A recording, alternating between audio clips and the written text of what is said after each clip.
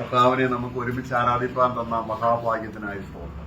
प्रभु का धन्यवाद हो कि प्रभु ने हमको और एक पुनरुत्थान का अवसर दिया है कि हम साथ में एकत्र होकर आराधना कर सके। കർത്താവിനെ ആരാധിക്കുക എന്നുള്ളത് രാജകീയമായ ഒരു പദവിയാണ്, ശ്രേഷ്ഠതയാണ്. हमें प्रभु का आराधना करना बोला तो वो एक राजकीय याजक का एक पदवी है, जो एक श्रेष्ठ पदवी है।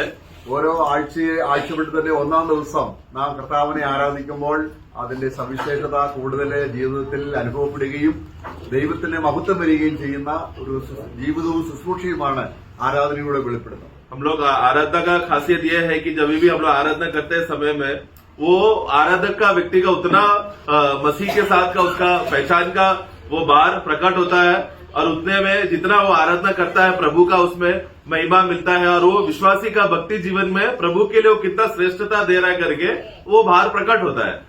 ആരാധനയിൽ പലപ്പോഴും ചില തെറ്റിദ്ധാരണകളും തെറ്റായ വഴിയിലൂടെയും ദൈവത്തെ ആരാധിക്കുന്നുണ്ട് എന്ന് വചനം നമ്മളെ കാണിക്കും.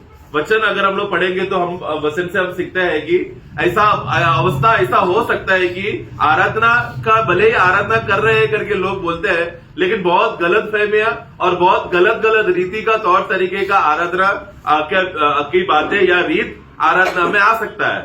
നമ്മുടെ ജീവിതത്തിന്റെ അഭിവൃദ്ധിയിലേക്ക് മുന്നോട്ട് നമ്മൾ പോകുമ്പോൾ ആരാധനയിൽ വരുന്ന കുറവുകൾ നാം പരിശോധിച്ച് മനസ്സിലാക്കി കുറവുകൾ നികത്തി പെർഫെക്റ്റ് ആയിരിക്കുന്ന ഒരു ആരാധനയിലേക്ക് നമ്മൾ എത്തിച്ചേരണം. आमीन। परंतु एक विश्वासी का खासियत क्या है कि क्योंकि वो हमेशा वचन में बढ़ रहा है, वचन में बढ़ने की वजह से उसका वचन का ज्ञान भी बढ़ता है।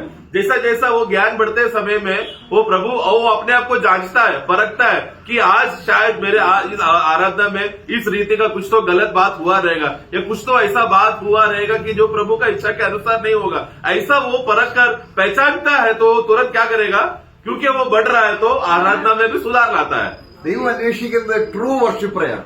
क्योंकि परमेश्वर सच्चा आराधना करने वाले या सच्चा भक्तों को खोज रहा है। ഞാൻ രക്ഷിക്കപ്പെട്ടെങ്കിലും भले हमारा उद्धार हुआ हो, നമ്മുടെ ജീവിതത്തിലെ രൂപാന്തരത്തിലൂടെയാണ് നാം ഒരു ട്രൂ വർഷിപ്പറായിട്ട് മാറുന്നത്. हमें हम लोग का हमारे जिंदगी में मसीह में बढ़ने की वजह से हमारा रूप जो मसीह का रूप में अनुरूप होने का जो अवस्था हम लोग प्रतिदिन जो बदल रहा है वो क्या दिखाता है, एक सच्चा आराधना करने वाले का स्वभाव में दिखता है। കൊലോസ്യർ 2:18 തെറ്റായ ചില പ്രവണതകൾ ആരാധനയിൽ കടന്നുകൂടുന്നത് നമ്മൾ ഒന്ന് നോക്കാം. कोलोस्यों का पुस्तक 2:18 में गलत रीति का कुछ आराधना की बातें जो आराधना में प्रवेश हुआ या करते हैं करके उसके विषय में हम पढ़ेंगे। कोई मनुष्य आत्महीनता और स्वर्गदूतों की पूजा करा कि तुम्हें दौड़ के प्रतिफल से वंचित न करे, ऐसा मनुष्य देखी हुई बातों में लगा रहता है और अपने शारीरिक समझ पर व्यर्थ फूलता है।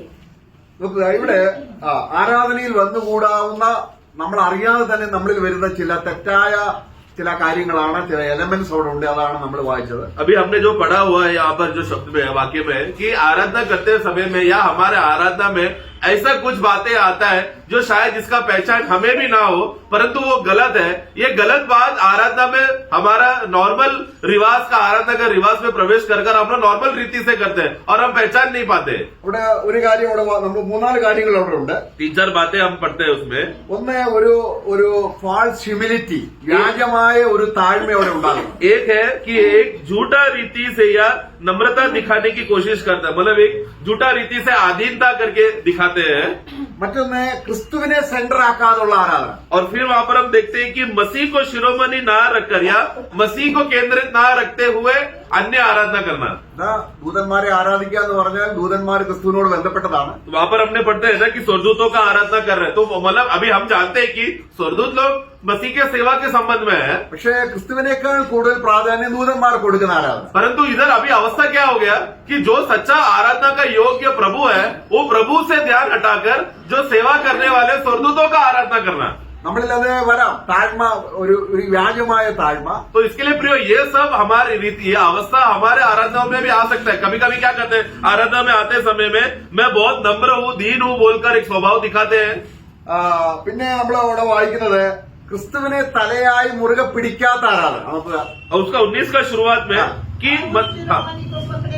देखा मसीह जो हमारे शिरोमणि है उसको थामे ना रहता, उसको पकड़े ना रहता। ആരാധനയുടെ കേന്ദ്ര വിഷയം ആരാണ്? आराधना का केंद्र विषय कौन है?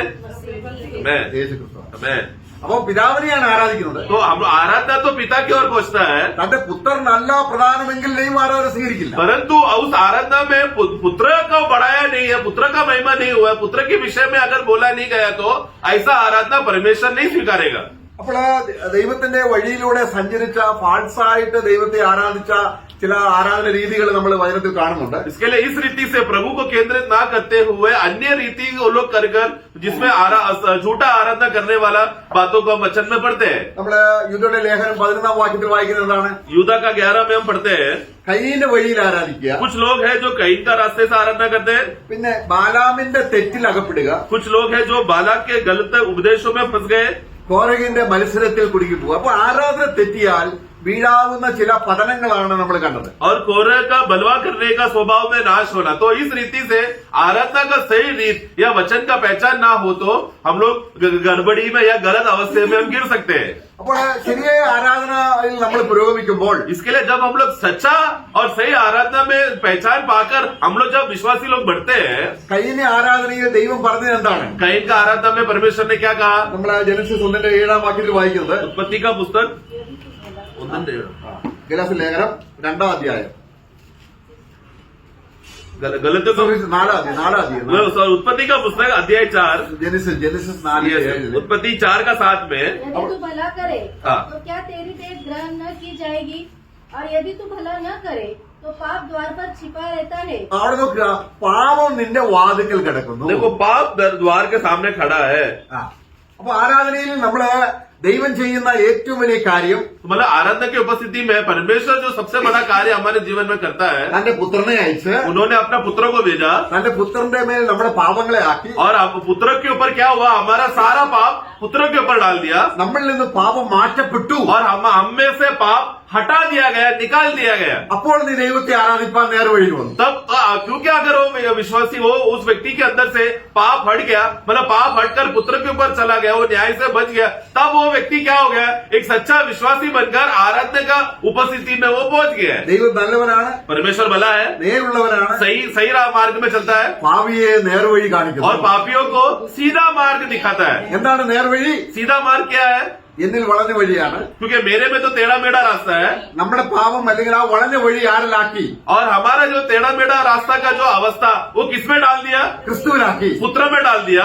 അങ്ങനെ ക്രിസ്തുവിന്റെ രക്തത്താൽ और इस वजह से मसीह के लहू के द्वारा നമ്മുടെ ഹൃദയം ദൈവത്തെ ആരാധിക്കാൻ വിശുദ്ധവും പരിശുദ്ധവുമായി തീർന്നു. हमें हमारा अभी अवस्था, हमारा हृदय हमें परमेश्वर की उपस्थिति में शुद्ध रीति से, पवित्र रीति से, निष्कलंक रीति से आराधना कर सके, ऐसा अवस्था में लेकर आया.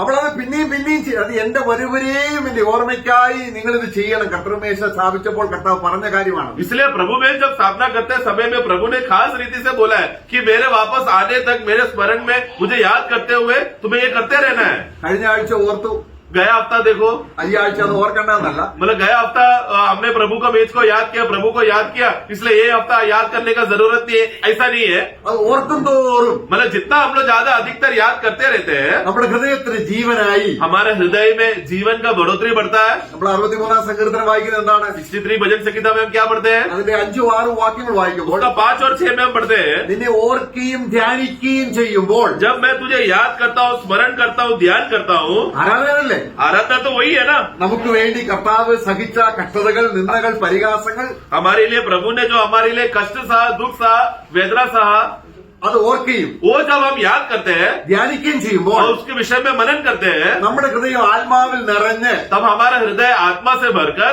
നമ്മുടെ അധരങ്ങളിൽ നിന്ന് സ്തുതി എന്ന സ്തോത്രയാഗങ്ങൾ അർപ്പിക്കാൻ और तुरंत हमारे होठों से धन्यवाद का स्तुति रूपण अर्पण का जो बलिदान है हमारा होठ से निकलता है. അപ്പൊ പാവം ഇപ്പോഴും ഹൃദയത്തിൽ കടന്നാൽ എങ്ങനെ ആരാധിക്കാൻ കഴിയും? लेकिन पाप तेरे सामने हमारे दरवाजे में है या तेरे हृदय में है तो तू सच्चा रीति से कैसा आराधना कर सकता है? അപ്പൊ ഹാബേലിന്റെ ആരാധനയിലേക്ക് നമുക്ക് വരാം. इसीलिए हमने आबेल का आराधना में देखा जाए तो കയീന്റെ ആരാധന തെറ്റാണെന്നും कईन का आराधना गलत है करके ആബേലിന്റെ ആരാധനയാണ് പ്രോപ്പറായ ആരാധന, ആ വഴിയാണ് നമുക്കും സ്വീകാര്യമായത് എന്ന് പിന്നെയും ദൈവത്തിന്റെ ആത്മാവ് വചനത്തിലൂടെ നമുക്ക് വെളിപ്പെടുന്നു. मैं तो कईन का आराधना गलत है और प्रभु ने आबेल का आराधना को स्वीकार किया. मतलब आराधना करने के लिए जो आया आबेल, उसको प्रभु ने स्वीकारने की वजह से वो है सही रीति का आराधना. प्रभु का वचन हमें सिखाता है. അപ്പൊ നമ്മൾ കൊലോസ്യർ 2:18 നമ്മൾ വായിച്ചത് जैसा हमने कोलोसे 2:18 में शुरुआत में पढ़ा, അത് റോങ് ആയുള്ള, കാരണം വ്യാജമായ ഭക്തി, मतलब कुछ लोग हैं जो झूठा रीति से भक्ति और दीनता दिखाते हैं ക്രിസ്തുവിനെ സെന്റർ ആക്കാനുള്ള ആരാധന, और मसीह को केंद्र ना करते हुए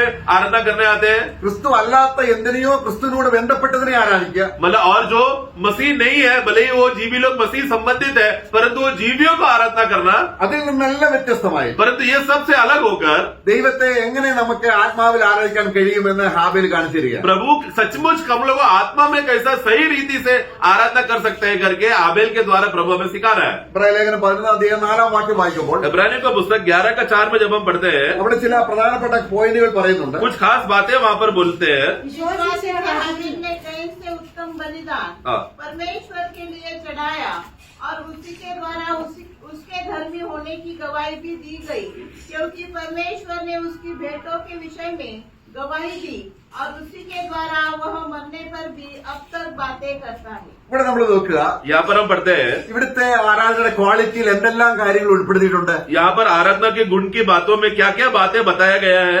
ഒന്ന്, एक है വിശ്വാസം. विश्वास, നോക്കുക, വിശ്വാസം विश्वास അത് ഏറ്റവും പ്രധാനമായ കാര്യം. सबसे मूल्य बात है।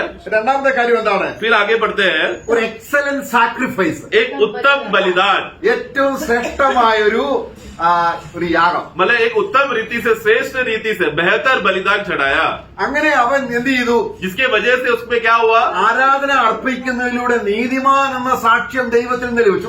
आराधना अर्पण करने के वजह से, सही आराधना अर्पण करने के वजह से परमेश्वर की ओर से तू धर्मी है करके ऐसा गवाही उसको मिला।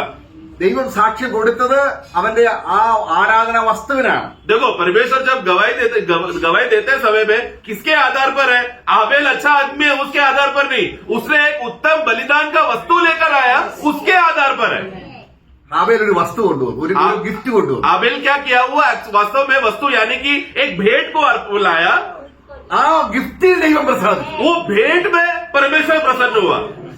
നമ്മളിത് ആരാധനയ്ക്ക് വന്നിരിക്കുകയാണ്. हम लोग आज आराधना में तो आए हैं, ദൈവത്തിന് എന്തെങ്കിലും ഗിഫ്റ്റ് കൊടുക്കട്ടെ. परमेश्वर की उपस्थिति में भेंट चढ़ाने की नहीं, ഏത് ഗിഫ്റ്റാണത്? बट वो भेंट क्या चढ़ा रहे हैं?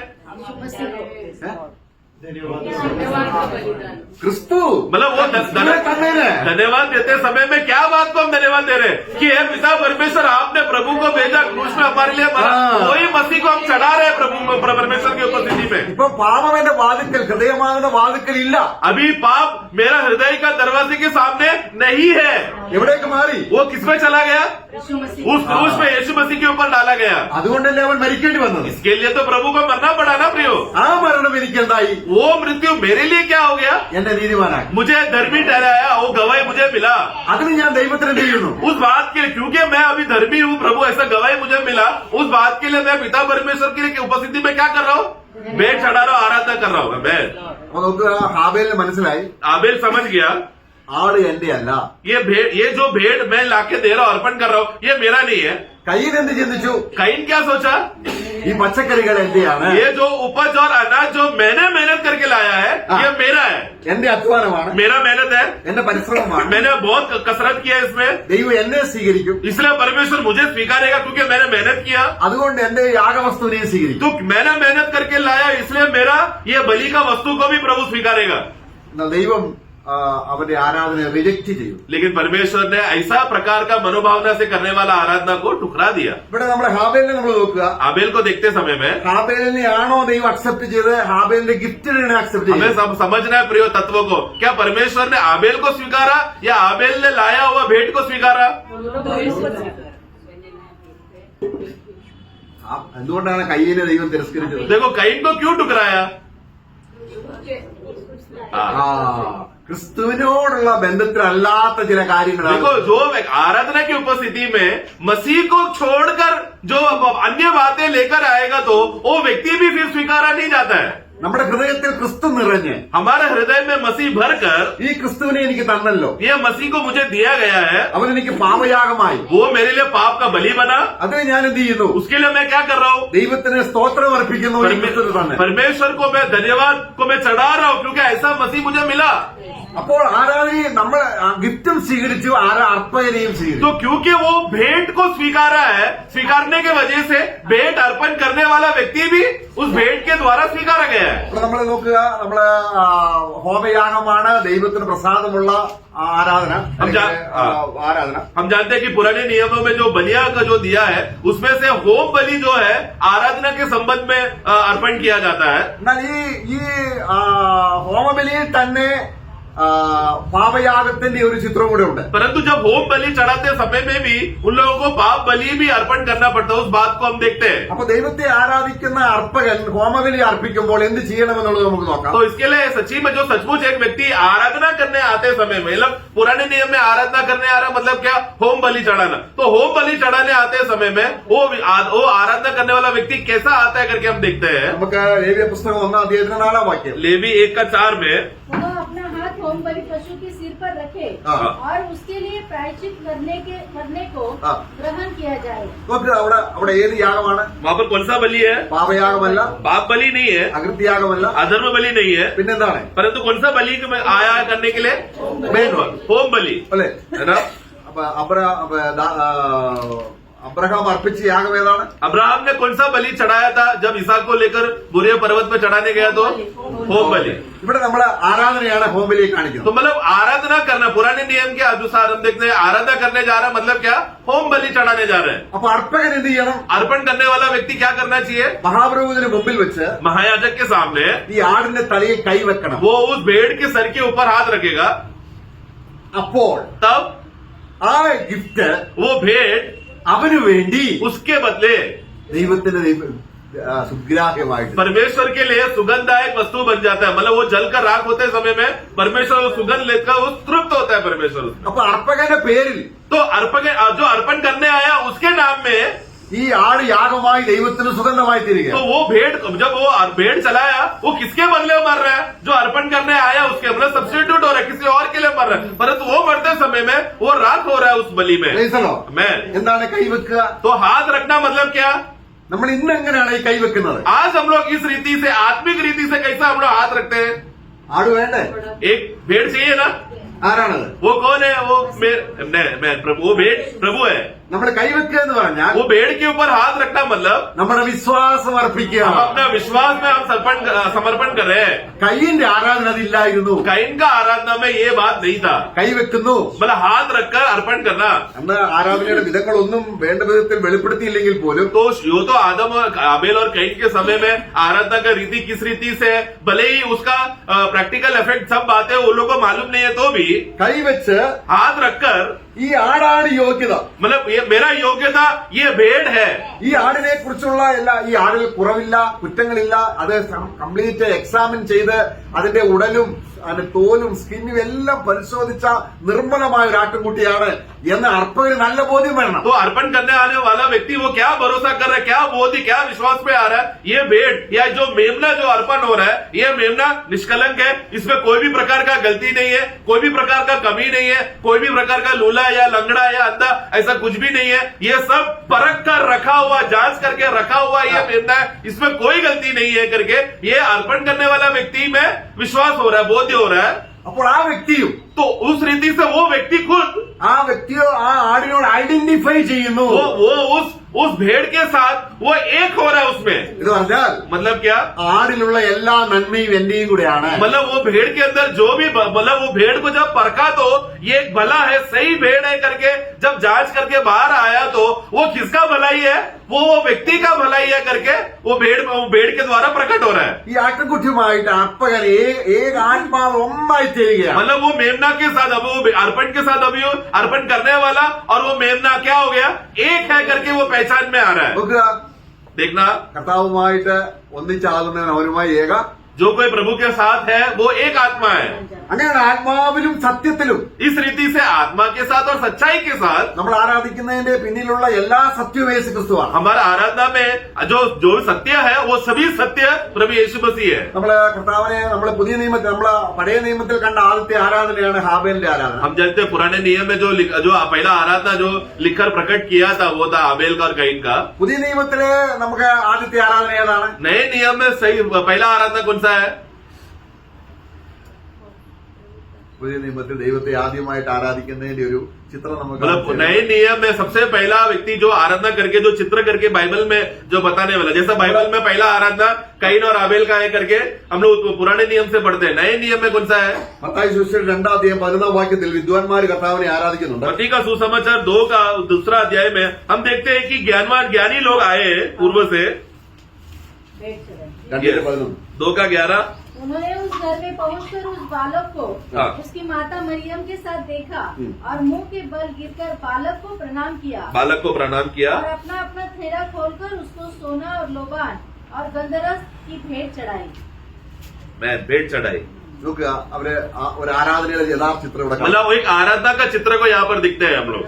അവര് പൈതലിനെയാണ് കണ്ടത്. वो लोग ने बालक को देखा പക്ഷെ കണ്ട ഉടനെ എന്ത് ചെയ്തു? और जैसे ही वो बालक को देखा तो तुरंत उन लोगों ने क्या किया?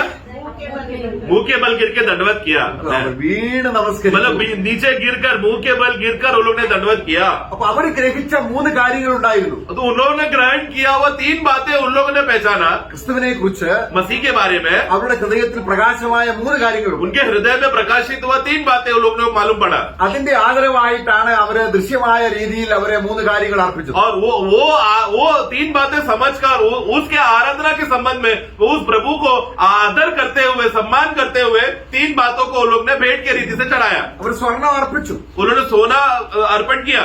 അർപ്പിച്ചപ്പോൾ അതിന്റെ പിന്നിൽ അവരുടെ ഹൃദയത്തിൽ ഉണ്ടായിരുന്ന കാര്യം എന്തായിരുന്നു? सोना जब वो लोग ने अर्पण किया तो उसके पीछे उनका बोध्य क्या था?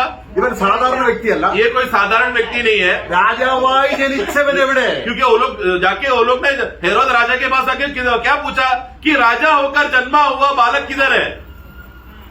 അതിന്റെ സൂചകമായിട്ട് तो मतलब वो लोग समझ गया कि ये बच्चा जन्म से ही राजा है, राजकुमार नहीं राजा है करके पहचान कर उसका बोध्य में वो लोग ने पहला सोना चढ़ाया। അത് ദൈവത്തിന് പ്രസാദമായോ? क्या परमेश्वर को वो प्रसन्न हुआ क्या? തന്റെ പുത്രൻ രാജാവാൻ തിരിച്ചറിയുന്നത് എത്ര ശ്രേഷ്ഠമായ കാഴ്ചയാണ്. क्या परमेश्वर का पुत्र राजा है करके ऐसा आराधना करने वाला व्यक्ति पहचान रहा है तो वो परमेश्वर के लिए कितना अच्छा बात है ना। ആകാശത്തിൽ ഒരു വിശേഷ നക്ഷത്രം കണ്ടു. वो लोग ने क्या देखा? वो बुद्धि ज्ञानवान लोगों ने आकाश में एक विचित्र तारा को देखा। ഒരു സവിശേഷതയുള്ള നക്ഷത്രം. मतलब एक खास तारा। അവരത് കണ്ടിട്ടാണ് യാത്ര वो ചെയ്തത്. तारा को वो लोग ने देखा, पहचाना, फिर वो लोग ने यात्रा शुरू किया। ആ നക്ഷത്രം കുഞ്ഞ് ജനിച്ച വീടിന് മുകളിൽ നിൽക്കുന്നത് കണ്ടപ്പോൾ ഏറ്റവും അധികം അവർ സന്തോഷിച്ചു. और फिर हम लोग ने देखा कि वो तारा वो एक घर के ऊपर जब है करके देखा तो वो लोग बहुत खुश हुआ। खुश होकर फिर वो लोग घर के अंदर आए। അവരാരെയാണ് കാണാൻ പോകുന്നത്? और वो लोग किसको देखने के लिए आए थे? രാജാവിനെ. एक राजा को देखने के लिए आया। എത്ര സന്തോഷിച്ചു. मतलब कितना खुशी से वो लोग आए कि राजा को देखने आया करके। നമ്മൾ ആരെ കാണാനാണ് വന്നത്? प्रिय हम लोग किसको देखने के लिए आए हैं? ഈ പ്രപഞ്ചത്തിന്റെ സൃഷ്ടികർത്ത. ये ब्रह्मांड का सृष्टिकर्ता അവൻ മനുഷ്യനായി വന്നപ്പോൾ वो जब मनुष्य बनकर आया രാജാവായിട്ടാണ് വന്നത്. वो राजा बनकर आया। അപ്പോൾ അതിന് സൂചകമായിട്ടാണ് അത് അവരുടെ ഹൃദയത്തിൽ നല്ലതുപോലെ അത് ഗ്രഹിച്ചു. അവർ वो उनका हृदय में सही रीति से मतलब छाप हो गया, मतलब उन्होंने पहचान लिया। वो അടുത്തത് നമ്മൾ കാണുന്നത് दूसरा बात हम देखते हैं। Frank incense. दूसरा क्या है? लोबान। लोबान നമുക്കറിയാം അത് ആരാധനയോടുള്ള ബന്ധത്തിൽ ഏറ്റവും പ്രധാനമായ മഹാപുരോഹിതന്റെ പൗരോഹിത്യ ശുശ്രൂഷയാണ്. और लोबान को हमेशा हम देखते हैं कि आराधना के विषय में एक याजक मंदिर में याजक लोग इस्तेमाल करने वाला एक बात है। കർത്താവായ യേശു ക്രിസ്തു प्रभु यीशु मसीह രാജാവ് മാത്രമല്ല, केवल राजा ही नहीं है, അവന് മനുഷ്യനും ദൈവത്തിനും മധ്യയുള്ള മധ്യസ്ഥനായ മഹാപുരോഹിതൻ. वो परमेश्वर और मनुष्य के बीच में बिछवाई करने वाला, मध्यस्थी करने वाला एक श्रेष्ठ महायाजक भी है जो मनुष्य को परमेश्वर की उपस्थिति में लाकर मेल मिलाप कराता है। അവരെന്തെങ്കിലും ചിന്തിക്കാതെയോ വെറും നിർവിചാരകരായി അതരം കൊണ്ട് എന്തെങ്കിലും പറയുകയല്ല ചെയ്തത്. मतलब वो यीशु ऐसा कुछ भी उधर इधर का बातें सोचकर या सही सोचा भी नहीं, वो उधर इधर बातें ध्यान रखे ऐसा कुछ भी मुंह से बकबक करने वाला महायाजक नहीं है। അവർ ആ കുഞ്ഞിന്മേൽ കണ്ടത് तो मतलब ये लोगों ने वो यीशु को जब उन्होंने देखकर वो बालक को देखते समय में वो लोग उधर इधर का बातें सोचकर अपना धर्म का बातें या अपना कुछ कल्पना की बातें ना सोचते हुए संपूर्ण बोध्य में वो लोग बालक को देखकर पहचान कर समझा അവർ രാജാവായി ജനിച്ചതുപോലെ മഹാപുരോഹിതനായിട്ട് തന്നെയാണ് ജനിച്ചത്. कि ये बालक साधारण बालक नहीं है, ये राजा होकर जन्मा है, उसी के साथ साथ ये महायाजक होकर भी जन्मा है। അവിടെ നോക്കുക, यहाँ पर देखना കർത്താവിന്റെ വ്യക്തിത്വത്തിന്റെ പ്രഭ എത്ര ശ്രേഷ്ഠമാണ്. प्रभु का जो व्यक्तित्व का जो शोभा वो प्रभा कितना बड़ा है. അവർ കണ്ട നക്ഷത്രത്തിന്റെ മഹിമ അവരുടെ ഹൃദയങ്ങളിൽ വിളങ്ങി. क्योंकि वो नक्षत्र सितारे से जो आया हुआ चमक का वो ज्ञान उनका हृदय में चमका. യേശുവിനെ കുറിച്ചുള്ള ഈ ജ്ഞാനം ഇല്ല എങ്കിൽ നമ്മുടെ ഹൃദയം ഇരുളാണ്. प्रिय, अगर इस प्रकार का ज्ञान मसीह के बारे में, प्रभु यीशु मसीह के बारे में ऐसा गहरा ज्ञान अगर हमारे अंदर सच्चा ज्ञान नहीं है तो मतलब हमारे हृदय में अंधकार है. നമ്മൾ രക്ഷിക്കപ്പെട്ടപ്പോൾ हम लोग का जब नया जन्म हुआ, അവർ കണ്ട നക്ഷത്രം നമ്മുടെ ഹൃദയത്തിൽ ഉദിച്ചു. जब वो जो बुद्धिमान लोगों ने जब नक्षत्रों को आकाश में देखा, वही सेम रीति का नक्षत्र हमारे हृदय में चमका. Praise the Lord. Amen. അപ്പോൾ ഇരുട്ടിൽ നിന്നും तब अंधकार से വെളിച്ചം ഉദിക്കണം. वे बहुत बड़ा ज्योति हो करके जब परमेश्वर ने कहा, ആ വചനം നമ്മളിൽ നിവൃത്തിയായി. वो वचन हमारे अंदर पूरा हुआ. അപ്പൊ നമുക്ക് മനസ്സിലായി अभी हम समझ में आने लगा യേശു ആരാണ്. यीशु कौन है. അപ്പൊ നമ്മുടെ രക്ഷിതാവാണ്, वो हमारा उद्धार करता है, നമ്മുടെ കർത്താവാണ്, हमारा प्रभु है, നമ്മുടെ രാജാവാണ്, हमारा राजा है മഹാപുരോഹിതനാണ്. और महायाजक भी है. അവരില്ലെങ്കിൽ നമ്മുടെ ആരാധന പിതാവിന്റെ അടുക്കൽ എത്തുകയില്ല. अगर प्रभु नहीं है तो हमारा आराधना पिता की उपस्थिति में नहीं पहुंचेगा. ഈ ക്രിസ്തുവിന്റെ യോഗ്യതയാണ് ये मसीह- നമുക്ക് ആരാധിപ്പാനുള്ള ആ പ്രാഗൽഭ്യം നമുക്ക് തരുന്നത്. मसीह का योग्यता है हमारे हमको आराधना करने के लिए धैर्य देता है. നമ്മൾ അടുത്ത് പിന്നെ കാണുന്നത് എന്താണ്? और तीसरा बात गंदरस. കഷ്ടതയെ കാണിക്കുക. जो कष्ट को दिखाता है, കർത്താവ് പ്രവാചകനാണ്. तो वो जो हम जानते हैं कि पुराने नियम में भविष्यवक्ता लोग कहते हैं, जो प्रभु यीशु मसीह को दर्शाता है. അവരെ കർത്താവ് ഭൂമിയിൽ വെച്ച് അനുഭവിച്ച യശയാവ്, യെരമ്യാവ് ഇവരൊക്കെയുള്ള പ്രവാചകന്മാർ പറഞ്ഞ പ്രവചനം നിവൃത്തീകരിക്കാനായിട്ട് വന്നവനാണ്. मतलब यीशु मसीह जब इस दुनिया में आते समय में यशायाह, यिर्मयाह और पुराने नियम में जितने भी भविष्यवक्ताओं ने यीशु मसीह के बारे में गवाही देकर कहा कि एक भविष्यवक्ता आएगा और वो कष्ट सहेगा, वो बात को पूरा करने के लिए यीशु मनुष्य बनकर आया. അവർ പറഞ്ഞതെല്ലാം നിവർത്തിച്ചു കഴിഞ്ഞതിന് ശേഷം और ये जो भविष्यवाणी या जो बातें वचन में लिखा गया था पुराने नियम में, वो सारा बातों को पूरा करके, പിതാവേ हे पिता എല്ലാം നിവർത്തിച്ചു. देखो सब कुछ पूरा कर दिया मैंने. എന്നിട്ട് കർത്താവ് എന്ത് ചെയ്തു? और फिर प्रभु ने क्या किया, തന്റെ ആത്മാവിനെ പിതാവിന് കയ്യിൽ. अपना आत्मा को पिता की ओर सौंपा. ഇങ്ങനെ ഒരു പ്രവാചകൻ इस प्रकार का एक भविष्यवक्ता നമുക്കുണ്ട്. हमारे पास है. ഇങ്ങനെ ഒരു മഹാപുരോഹിതൻ നമുക്കുണ്ട്. ऐसा एक महायाजक हमारे लिए है. ഇങ്ങനെ ഒരു രാജാവ് നമുക്കുണ്ട്. इस प्रकार का एक राजा हमारे लिए है. നമ്മുടെ ഹൃദയം ആനന്ദിക്കട്ടെ. क्या हमारे हृदय आनंदित करना चाहिए कि नहीं?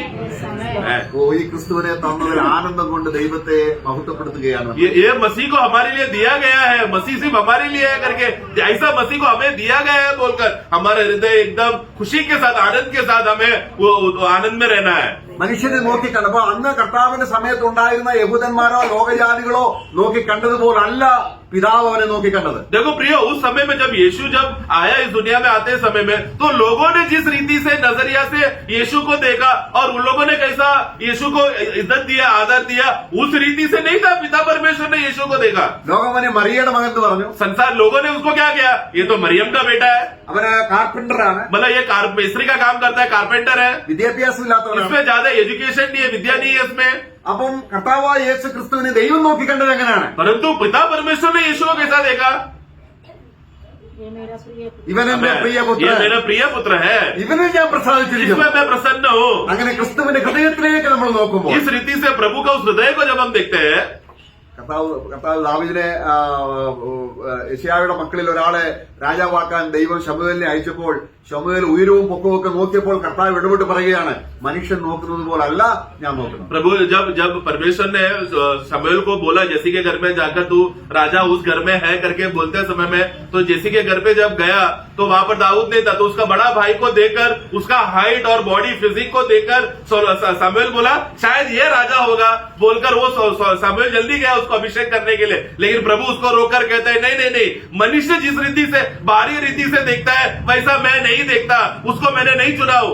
അപ്പോൾ ദൈവത്തിന്റെ പുത്രനായ ക്രിസ്തു तो इसी रीति से परमेश्वर का पुत्र जो मसीह है, ബാഹ്യമായ രീതിയിൽ പലർക്കും വ്യത്യസ്തമായി അനുഭവപ്പെട്ടപ്പോൾ बाहरी रीति से देखा जाए तो सब लोग अपना अपना अभिप्राय देकर अलग अलग अनुभव बताया, ചിലർക്ക് परंतु कुछ लोगों को ദൈവം കാണുന്നത് പോലെ ക്രിസ്തുവിനെ കാണാൻ ഭാഗ്യം കൊടുത്തതാണ് Amen. ഈ ഭാഗ്യ നക്ഷത്രം ഹൃദയത്തിൽ ഉദിക്കുക. आमेन आमेन. परंतु प्रियो, इस दुनिया में ऐसा कुछ लोगों को भाग्य मिला. क्या भाग्य मिला? जैसा पिता परमेश्वर ने पुत्र को देखकर आदर के साथ देखा, उसी आदर के साथ देखने के लिए कुछ भाग्य लोगों को हमें मिला. जो एक कलीसिया के लोग, जो हम चुने हुए लोग, वो चुने हुए लोगों की खासियत क्या है? वो भाग्य का सितारा हमारे अंदर चमका.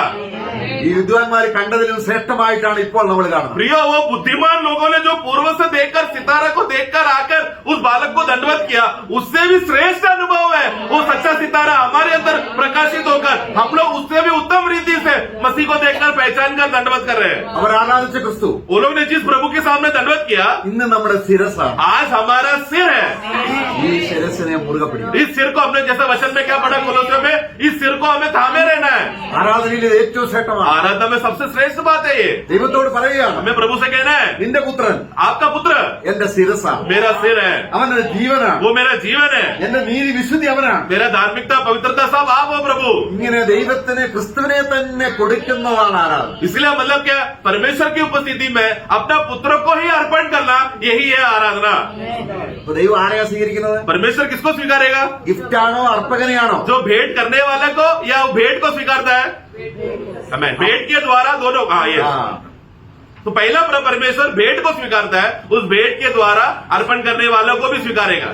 അപ്പോൾ ഒരു ട്രൂ വർഷിപ്പർ तो परंतु एक सच्चा आराधना करने वाला അവന് ഇങ്ങനെ കർത്താവിനെ ആരാധിച്ച് മഹത്വപ്പെടുത്തി ജീവിക്കുമ്പോൾ इस रीति से, एक सच्चाई रीति से परमेश्वर को आराधना करते रहते समय में, അവൻ ആരാധിച്ചവനെ നേരിട്ട് കണ്ണുകൊണ്ട് കണ്ട് अभी एक दिन अपना आराधना करने वाला जिसको आराधना कर रहा था उसको एक आमने सामने देख रहा है, ऐसा अनुभव में रहकर, നമ്മളും അവനോടുകൂടെ അവരെ കാണുമ്പോൾ നമ്മളും സഹരാജാക്കന്മാരായി और തീരുകയാണ്. हम लोग उसको देखते रह रहे आराधना में, एक दिन उनको सचमुच आंखों के सामने देखेंगे और देखते समय में कैसा होंगे, हम भी उनके समान बन जाएंगे। मतलब क्या, अगर यीशु राजा है तो अगर हम उनको देखकर जब उनके सामने प्रकट होगा तो हम भी क्या हो जाएंगे, सह राजा बन जाएंगे। ദൈവം നമ്മളെ മക്കളെ എന്ന് വിളിക്കുമ്പോൾ प्रभु जब परमेश्वर जब हमें बच्चे करके जब बुलाते हैं, നമ്മളെല്ലാം രാജാക്കന്മാരാകണമെന്നാണ് ദൈവം ആഗ്രഹിക്കുന്നത്. उनका दिल का हृदय क्या है परमेश्वर का, कि ये बच्चे एक दिन राजा बन जाए, കാരണം തന്റെ മൂത്തപുത്രൻ രാജാവാണ്. क्योंकि पिता परमेश्वर का बड़ा बेटा बड़ा राजा है। അങ്ങനെ ക്രിസ്തുവിന്റെ രാജ്യത്വം സംബന്ധിച്ചു, इस रीति से मसीह का राज्यत्व के संबंध में അവന്റെ പൗരവത്വം സംബന്ധിച്ചു, और उनका याजकीय सेवा संबंध में അവന്റെ പ്രവചന ശുശ്രൂഷ സംബന്ധിച്ചു, और उनका भविष्यवक्ता का सेवा के संबंध में, നമ്മുടെ ശിരസായി നമ്മളും അതിലൊരു പങ്കാളികളാണ് എല്ലാത്തിനും. वो ये प्रभु हमारा सिर बनकर हम लोग उसके साथ सहभागी होकर जीने वाले लोग हैं। നാം അവന്റെ ജീവന്റെ പങ്കാളികളാണ്. हम लोग उनके जीवन के सहभागी लोग हैं। നമ്മുടെ ജീവനായ ക്രിസ്തു വെളിപ്പെടുമ്പോൾ जब मसीह जो हमारा जीवन है जब वो प्रकट होगा നമ്മൾ അവനോടുകൂടെ तो हम भी उनके साथ ഏറ്റവും അത്യന്തമായ തേജസ്സിന്റെ വെളിപ്പെടുത്തലാണ് ആരാധന. सबसे अत्यंत या सबसे ऊंचा रीति का महिमा का प्रदर्शन है आराधना। ഞാൻ വരുവോളം. मेरे आने तक, वापस आने तक। അപ്പൊ ഈ ആരാധന എന്തുണ്ട്? तो आराधना में क्या है प्रियो? ക്രിസ്തു വരുന്നതിന്റെ വലിയ പ്രത്യാശയും കൂടി. मसीह का आने आ रहा है करके ये बात का आशा भी आराधना में जुड़ा हुआ है। അന്ന് അവർ നക്ഷത്രം കണ്ട് അവർ ആനന്ദിച്ചെങ്കിൽ उन दिनों में उन लोग ने सितारों को देखकर भले आराधना किया हो, ഇന്ന് നമ്മൾ ഈ ക്രിസ്തുവിന്റെ മഹിമ കണ്ട് ദൈവത്തെ ആരാധിക്കും. परंतु आज वो सितारा से भी बड़ा चमक, बड़ा महिमा जो प्रभु यीशु मसीह का महिमा है, उस महिमा को देखकर हम लोग आराधना कर रहे हैं। നമ്മുടെ ആരാധനയ്ക്ക് ഒരു തേജസ്സുണ്ട്, हमारा आराधना में प्रियो एक महिमा है, तेजस है, ജീവനുണ്ട്. जीवन है അത് നിത്യമാണ്, जो अनंत काल का है, അത് ദൈവികമാണ്, वो परमेश्वर की ओर से है, അത് സ്വർഗീയമാണ്. वो स्वर्गीय है। എത്ര ശ്രേഷ്ഠമായ കാര്യങ്ങളാണ് ആരാധനയിൽ നമ്മൾ വെളിപ്പെടുത്തുന്നത്. कितना श्रेष्ठ बात है प्रियो, आराधना में हमारे जीवन के द्वारा प्रकट हो रहा है। ഇതിനെല്ലാം വിരുദ്ധമാണ് നമ്മൾ കൊലോസ്യ ലേഖനം 2:18 വാക്യത്തിൽ വായിച്ചത്. परंतु इस सबके विरुद्ध बातें तो आपने कोलोसे 2:18 में जो हमने पढ़ा, ക്രിസ്തു അല്ലാത്തതിന് मतलब ऐसा चीजों को जो मसीह नहीं है ഭക്തിവേഷം ധരിച്ച് और भक्ति का झूठा वेश धारण करके, വ്യാജമായ ജ്ഞാനത്തോടെ झूठा ज्ञान के साथ, തലയും ഇതെല്ലാം ഉണ്ടെങ്കിൽ തല ക്രിസ്തു ശിരസ്സാണെന്ന് മുറുകെ പിടിക്കാതുള്ള ആരാധന. और ये सब भले ही ना हुए तो भी मसीह जो सिर है उसको उन्होंने नहीं पकड़ा। ഇത് ദൈവത്തിന്റെ സന്നിധിയിൽ ये परंतु आज परमेश्वर की उपस्थिति में, കുഞ്ഞാടേ നീ അർക്കപ്പെട്ടു, हे मेमना तू वध हुआ, നീ സ്തുതിക്കും, तू स्तुति के लिए, സ്തോത്രത്തിനും स्तुति आराधना के लिए, എല്ലാത്തിനും सब बातों के लिए നീ യോഗ്യനെന്ന് ഈ വെളിപ്പാടോടെ ഈ കാഴ്ചപ്പാടോടെ ആത്മാവിന്റെ ശക്തിയോടെ ദൈവത്തെ ആരാധിക്കാൻ കഴിഞ്ഞാൽ നമ്മളും ക്രിസ്തുവിനോട് പുരോഹിതന്മാരായി ദൈവത്തിന് മഹത്വമുള്ള സൂക്ഷിച്ചു ചെയ്യുക. सारा आराधना के लिए तू योग्य है, महिमा के लिए, स्तुति के लिए, आराधना के लिए, बहुमान के लिए सब तू योग्य है बोलकर इस रीति से प्रभु के साथ सहभागी होकर उस प्रभु ने जो किया हुआ उसका पहचान का उत्तमता समझकर उसको सब आराधना करते हुए प्रभु के साथ, प्रभु की उपस्थिति में भेंट चढ़ाना, प्रभु को भेंट चढ़ाना एक सच्चा आराधना है। ये एक सच्चा याजक लोगों का सेवा है। അവർ വരുവാൻ താമസിക്കുന്നുവെങ്കിൽ अगर प्रभु का आगमन देरी हो रहा है तो കൂടുതൽ ആരാധനയുടെ വെളിച്ചം പ്രാപിച്ച് और आराधना का ज्ञान में, पहचान में बढ़कर അവനെ മഹത്വപ്പെടുത്തുവാൻ കർത്താവ് നമ്മെ സഹായിക്കും. उनको सही रीति से आराधना में करने के लिए हम लोग और बढ़ने के लिए प्रभु हम सबको सहायता करें। Praise the Lord. Praise the Lord.